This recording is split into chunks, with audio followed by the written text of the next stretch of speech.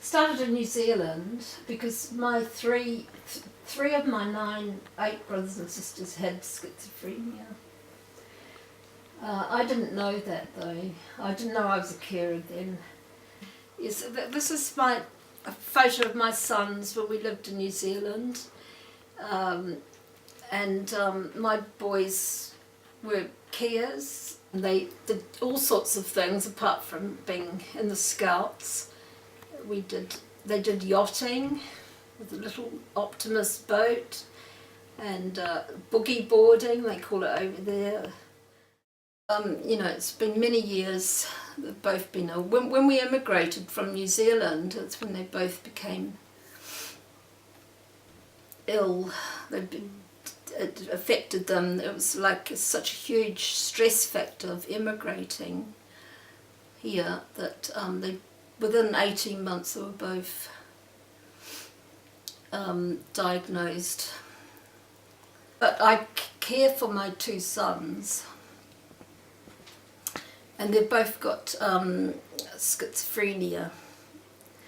And one of my sons lives at the hospital, which is just across the river, so I walk across there and bring him home for about 3 days a week.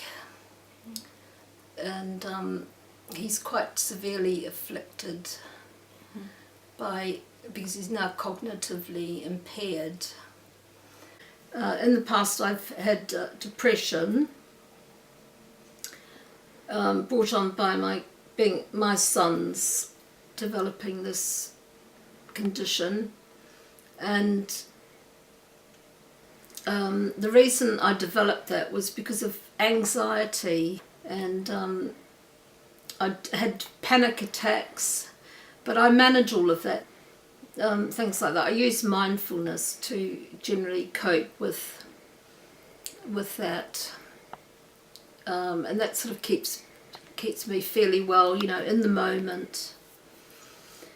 So I have to use a lot of strategies to cope in my role as a carer, because a lot of what I'm dealing with is about communication, empowering my sons to recover, although I do know that it's going to take a long time, and I just have to have hope that my son in hospital will eventually recover. And I say to my boys that mathematicians have got this equation on happiness, and it's mindfulness, which is being in the moment rather than thinking about the future. They used to get very worried and feel very guilty that they were getting benefits, and feeling very worried, all the government cutbacks, 20% cutbacks on disability benefits. They were worried about, my eldest son, about this. So assure them that that their job is to recover and not to think about that at all. As a carer, you can't take on this condition yourself.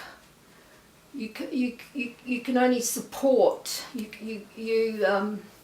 can't take on their pain, because it's not your pain, although you do have pain, your own pain. You can't take on their symptoms. You do want to, support them. You want to nurture them, but you can't. You've got to find other ways of, coping.